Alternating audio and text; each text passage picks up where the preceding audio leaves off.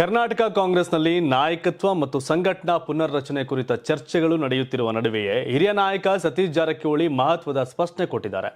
Congress high command ಸರ್ಕಾರ ರಚನೆ ಹಾಗೂ ನಾಯಕತ್ವ ಸಂಬಂಧಿತ ಚರ್ಚೆಗಳಲ್ಲಿ ನಿರಂತರವಾಗಿ ಕಾರಣ ಕೆಪಿಸಿಸಿ ಅಧ್ಯಕ್ಷ ಸ್ಥಾನ ಅಥವಾ ಸಂಘಟನಾ ಬದಲಾವಣೆಗಳ ಕುರಿತು ಪಕ್ಷದ ವರಿಷ್ಠರೊಂದಿಗೆ ಯಾವುದೇ ಮಾತುಕತೆ ನಡೆಸಿಲ್ಲ ಎಂಬುದನ್ನು ಸಚಿವ ಸತೀಶ್ ಜಾರಕಿಹೊಳಿ ಸ್ಪಷ್ಟಪಡಿಸಿದ್ದಾರೆ.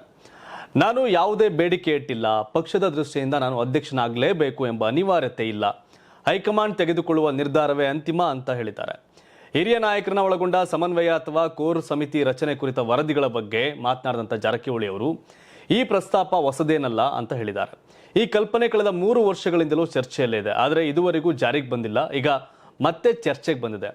ಅಂತಿಮವಾಗಿ ನಾಯಕತ್ವ ಯಾವ ನಿರ್ಧಾರ ತೆಗೆದುಕೊಳ್ಳುತ್ತದೆ ಎಂಬುದನ್ನು ಕಾದು ನೋಡಬೇಕು ಅಂತ ಸತೀಶ್ ಜಾರಕಿಹೊಳಿ ಹೇಳಿದರು.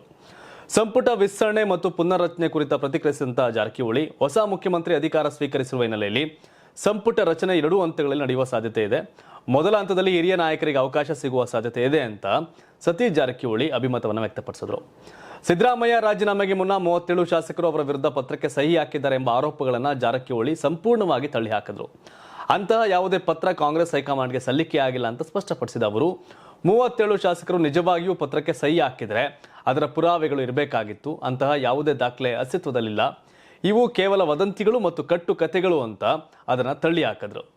ಒಟ್ಟಾರೆಯಾಗಿ ಕೆಪಿಸಿಸಿ ಅಧ್ಯಕ್ಷ ಸ್ಥಾನ, ಸಂಘಟನಾ ಪುನರ್ರಚನೆ ಮತ್ತು ಸಂಪುಟ ವಿಸ್ತರಣೆ ಕುರಿತ ಚರ್ಚೆಗಳು ಮುಂದುವರೆದಿರುವ ಸಂದರ್ಭದಲ್ಲಿ ಸತೀಶ್ ಜಾರಕಿಹೊಳಿ ತಮ್ಮ ನಿಲುವನ್ನು ಸ್ಪಷ್ಟಪಡಿಸಿದ್ದಾರೆ. ಕಾಂಗ್ರೆಸ್ ಹೈಕಮಾಂಡ್ ಮುಂದಿನ ದಿನಗಳಲ್ಲಿ ಕೈಗೊಳ್ಳುವ ನಿರ್ಧಾರಗಳು ರಾಜ್ಯ ರಾಜಕೀಯದ ಮುಂದಿನ ಬೆಳವಣಿಗೆಗಳಿಗೆ ದಿಕ್ಕು ತೋರಲಿದೆ.